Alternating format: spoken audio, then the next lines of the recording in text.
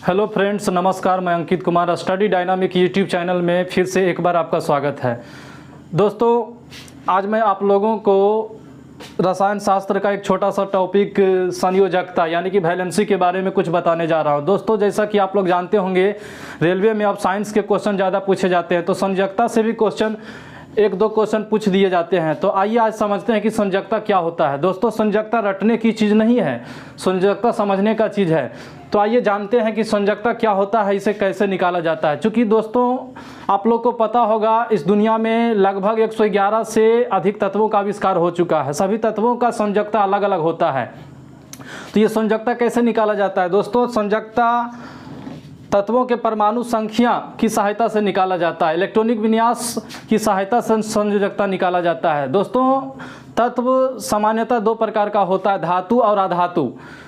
तो धातु और अधातु मतलब कि धातु वाले तत्व के बहनतम कक्षा में 1, 2 या 3 इलेक्ट्रॉन होते हैं, लेकिन अधातु वाले तत्व के परमाणु के बहनतम कक्षा में 5, 6 और 7 इलेक्ट्रॉन होते हैं। चूँकि दुनिया का हर एक तत्व अस्थायी होना चाहता है, आखिरी गैस के जैसा, तो आखिरी गैस के बहनतम कक्षा में 8 इलेक्ट्रॉन होते हैं। तो 8 इलेक्ट्रॉन पूरा करने के लिए सभी तत्व आपस में रासायनिक संयोग करते हैं। तो इस प्रकार से कोई तत्व का परमाणु इलेक्ट्रॉनों का त्याग करता है, तो कोई तत्व का परमाणु इलेक्ट्रॉनों का ग्रहण करता है अस्थायी बनने के लिए। तो इसी प्रकार सभी तत्वों का संयोजकता अलग अलग होता है। तो आइए जानने का प्रयास करते हैं कि संयोजकता क्या होता है। दोस्तों, अक्रिय गैस जैसी इलेक्ट्रॉनिक व्यवस्था प्राप्त करने के लिए परमाणुओं द्वारा त्याग या ग्रहण किए गए इलेक्ट्रॉनों की संख्या उस परमाणु की संयोजकता कहलाता है। तो जैसे मान लेते हैं कि सोडियम एक तत्व है जिसका परमाणु संख्या 11 होता है। इसका इलेक्ट्रॉनिक विन्यास 2, 8, 1 होता है। तो सोडियम के बाहरी कक्षा में 1 इलेक्ट्रॉन है, यानी कि बहनतम कक्षा में 1 इलेक्ट्रॉन है। तो यह सोडियम परमाणु 1 इलेक्ट्रॉन का त्याग कर देता है, तो सोडियम पर एक धनायन बन जाता है। तो इस प्रकार से सोडियम आयन के बहनतम कक्षा में 8 इलेक्ट्रॉन हो जाता है, चूँकि ये अस्थायी हो जाता है। यानी कि किसी भी परमाणु के बहनतम कक्षा में 8 इलेक्ट्रॉन हो जाने से वो अस्थायी हो जाता है। तो दुनिया का हर एक तत्व अस्थायी होना चाहता है, तो अस्थायी बनने के लिए ही किसी तत्व का परमाणु इलेक्ट्रॉनों का त्याग करता है, तो कोई ग्रहण करता है। तो यहाँ पर सोडियम के बाहरी कक्षा में 1 इलेक्ट्रॉन था, ये अस्थायी बनना चाहता था, तो 1 इलेक्ट्रॉन ये त्याग कर दिया, इसीलिए सोडियम का संयोजकता 1 हो जाएगा। यानी कि सोडियम का संयोजकता बराबर 1। जैसे कैल्शियम का परमाणु संख्या 20 होता है, इलेक्ट्रॉनिक विन्यास 2, 8, 8, 2 होता है। इसके बाहरी कक्षा में 2 इलेक्ट्रॉन हैं, तो कैल्शियम 2 इलेक्ट्रॉन का त्याग कर देता है और कैल्शियम पर 2 धनायन बनता है। इस प्रकार कैल्शियम के बाहरी कक्षा में 8 इलेक्ट्रॉन हो जाता है, यानी कि अस्थायी बन जाता है 2 इलेक्ट्रॉन त्याग करने से। इसीलिए कैल्शियम का संयोजकता 2 हो जाएगा।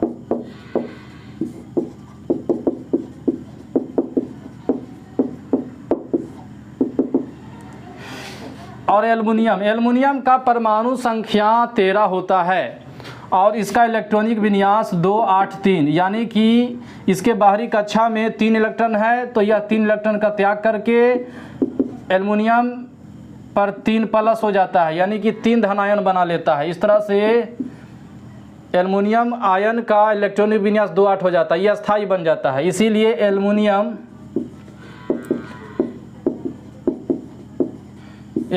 का संयोजकता 3 हो जाता है। तो इस प्रकार देखा जाए, जैसे मान लिया जाए परमाणु इलेक्ट्रॉन ग्रहण करने की बजाय त्याग करने की बजाय ग्रहण करता है। क्लोरीन परमाणु 1 इलेक्ट्रॉन का ग्रहण कर लेता है, तो क्लोरीन पर एक ऋणायन हो जाता है, यानी कि 2, 8, 8 हो जाता है। तो इस प्रकार क्लोरीन का संयोजकता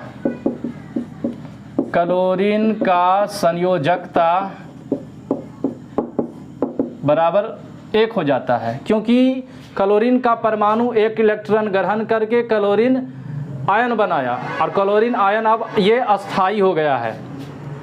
इसी प्रकार और भी एग्जाम्पल हो सकते हैं, जैसे ऑक्सीजन का संकेत O होता है, इसका परमाणु संख्या 8 है, इसका इलेक्ट्रॉनिक विन्यास 2, 6, यानी कि ऑक्सीजन के बाहरी कक्षा में 6 इलेक्ट्रॉन है, यह अस्थायी बनना चाहता है, तो अस्थायी बनने के लिए 8 इलेक्ट्रॉन बाहरी कक्षा में पूरा करना होता है। तो ऑक्सीजन किसी दूसरे परमाणु से 2 इलेक्ट्रॉन ग्रहण करके ऑक्सीजन अस्थायी हो जाता है, यानी कि ऑक्सीजन पर 2 ऋण आयन हो जाता है। इस प्रकार से ऑक्सीजन आयन का इलेक्ट्रॉनिक व्यवस्था 2-8 हो जाता है। तो ऑक्सीजन का संयोजकता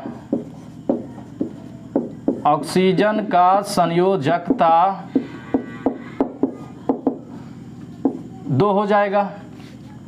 इसी प्रकार फास्फोरस का परमाणु संख्या 15 होता है, इलेक्ट्रॉनिक विन्यास 285 होता है। ये किसी दूसरे परमाणु से 3 इलेक्ट्रॉन ग्रहण करके फास्फोरस आयन ऋण आयन में बदल जाता है, यानी कि 288 हो जाता है। तो फास्फोरस का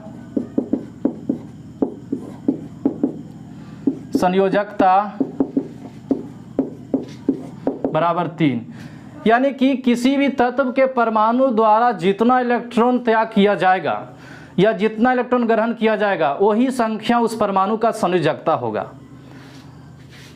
दोस्तों, संयोजकता निकालने के लिए किसी तत्व का परमाणु संख्या का याद रखना जरूरी है, यानी कि तत्व का परमाणु संख्या याद रहने से उस तत्व का इलेक्ट्रॉनिक विन्यास निकाल सकते हैं। इलेक्ट्रॉनिक विन्यास जब निकल जाता है तो ये ज्ञात हो जाता है कि उसके बाहरी कक्षा में कितना इलेक्ट्रॉन का ज़रूरत है। उस हिसाब से ये ज्ञात किया जाता है कि वो त्याग करेगा या ग्रहण करेगा। जैसा कि आप लोग को पता है, जितना भी धातु है सबके बाह्यतम कक्षा में 1, 2 या 3 इलेक्ट्रॉन होते हैं। तो ये धातु त्याग करते हैं, इसीलिए धातुओं पर धनायन बनता है। और जितने भी अधातु तत्व हैं उनके बाह्यतम कक्षा में 7, 6 या 5 इलेक्ट्रॉन होते हैं। तो ये त्याग करने की बजाय किसी दूसरे परमाणु से इलेक्ट्रॉन ग्रहण करते हैं, इसीलिए इस पर ऋणायन बनता है। तो दोस्तों, ये रहा संयोजकता। इसे अच्छी तरह से समझ लीजिए, क्योंकि एग्जाम में इसे क्वेश्चन जरूर पूछे जाते हैं। धन्यवाद।